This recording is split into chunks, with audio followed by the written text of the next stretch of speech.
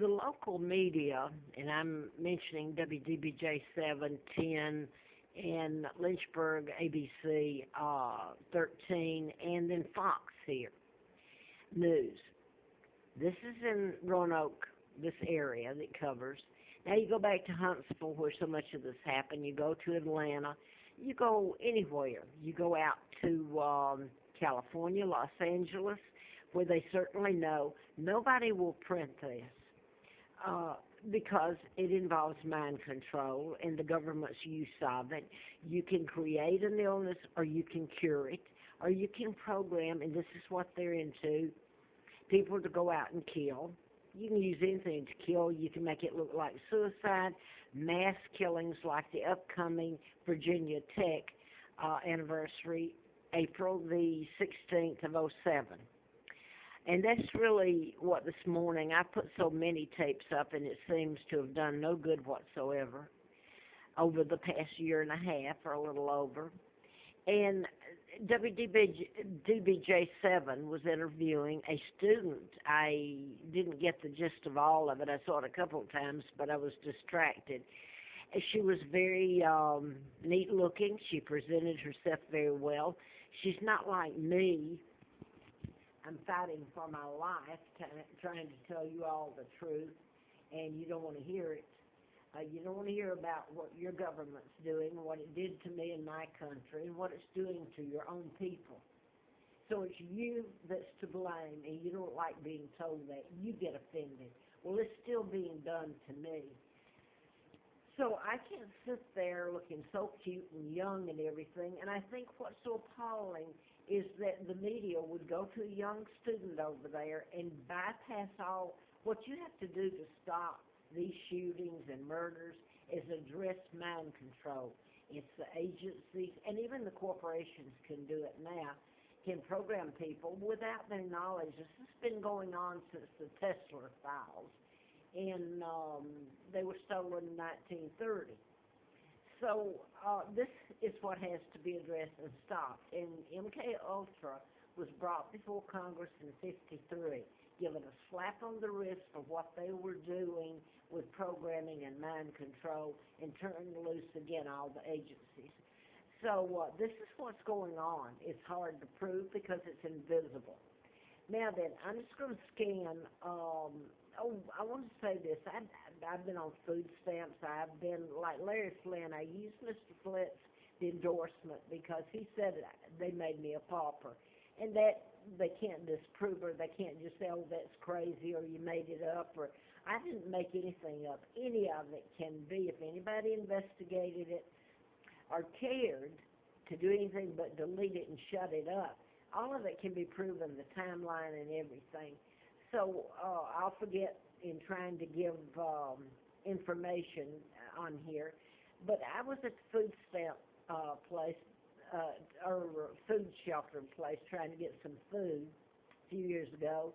And since I came to Roanoke in '86, October, I have lived on the Appalachian Trail. I've starved, I've frozen. It's like they just ignore it. This whole country kidnapped me, ransom that came in for NASA. They brought me near Molson, Alabama, gave me the name of a twin. I'm going to span over this in a minute. In '41, I assume I was flown in to the air base, Cortland Air Base there that had just been built. So the media will not tell it, but this person came up to, first of all, it would tell this image the United States has, that it's land of the free and home of the brave and civil rights. It's a bunch of crap. And I've put it on the other videos and all of it on Facebook. My Facebook was hacked. But at the food place, I'm just giving you an example, somebody walked up to me from WDBJ7. His wife works there. And he told me, he says, they're not going to print any of it, or well, tell any of it. The people with the cameras are told what to go out and cover, and they're not going to cover it. Well, I pretty much knew that, but at least he was willing to walk up to me and tell me. So they went to a young girl at Virginia Tech, who I assume was a student and a spokesperson who's in college, and she looked well-fed and all that, and dressed. And she was telling us, they interviewed her on telling us about how to stop all the campus violence, like the upcoming shootings, mass shootings at the Virginia Tech, and getting more security and all this. That has nothing to do with it. This whole using mind control was meant to bring in security, like you can take a plane down, you can program the pilot, controller, mechanic, and it can fly into the ocean, into the side of the mountain, etc., into airspace like Larry McDonald was the congressman doctor I wrote about in Mind Control book, MD A License to Kill, which I had antifreeze put in me April the 1st of 80, so it was never published. But they're not going to tell what all can be done with mind control, but that brings in more security. You got the flight marshal. In all of this, it's almost like a security agency years ago that went in, and let's just say, because a friend, someone I knew, I don't know if they were a friend, her husband owned a security agency back in 1969, that period of time, 70. And he actually went in after he had gotten, like, let's say a drugstore, or a fur company. He actually went in, he got them as clients under the security and making them safe. Then he went in and actually created the situation and stole, and the whole thing is bringing in more security in your schools, like the Aurora, Colorado, all of this, the Columbine. So that's exactly what this young girl that DBJ7 interviewed said, bringing more security. Not the fact that it's appalling. I mean, everybody around here knows it, everybody in Huntsville. It is unreal, the fact that they won't even mention the truth. So I've said that, and I'm going to use this one real quick, and I'm just going to span this if it's still being videoed. It's about to go off like all of them do. This is Timothy McVeigh, who told you that the Army put a chip up him. And the Oklahoma City with Terry Nichols came to be. Terry is in Oklahoma prison for life, and McVeigh was put to death. And he says here, and this is implantable biochips,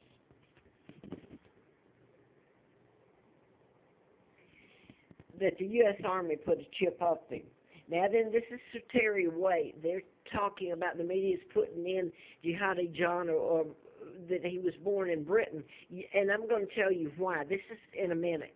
This is, first of all, the whole thing was to take down Great Britain. I'll go ahead and say this now before this tape goes off. My kidnapping, the take a king down of my father, Edward VIII, this is my grandfather, George V. This is his son, my father's brother, George the illegal sixth, Elizabeth's brood, and she's always known it. Of course they have. This is her mother, kin to the Jews, the Rothschilds, the Rockefellers, Bilderbergers, and my own uncle and the Illuminati, the Freemasons, is in the global power, which she's a member, and the Clintons, and probably all the presidents have been, unless Jimmy Carter is not. But the point being is she's always known. She's known what's been done to me, the torture. And Kennedy was appointed ambassador during this time by Roosevelt, and he helped in my kidnapping. He and his sons, JFK, flew in there and stayed, his sons did, at the embassy and even spoke before the House of Commons. This whole thing was to take down Great Britain and use us as a launching pad. They kidnapped me, Victoria II. My father was never married to Wallace Simpson. A double did. My father was married to Claudia O'Keefe, sister to artist Georgia O'Keefe, an American. Larry Flint did an article, and I was flown out there twice in the campaign. He was shot near in Lawrenceville, near where I was living in Marietta, and that was a mind control shooting and murder. This is where they brought me to Alabama and gave me the name of the twin. I'm just going to put Carl down there. Both the twins had been killed by their mother. They were born out of wedlock. The family covered it up. This is me in 43. I was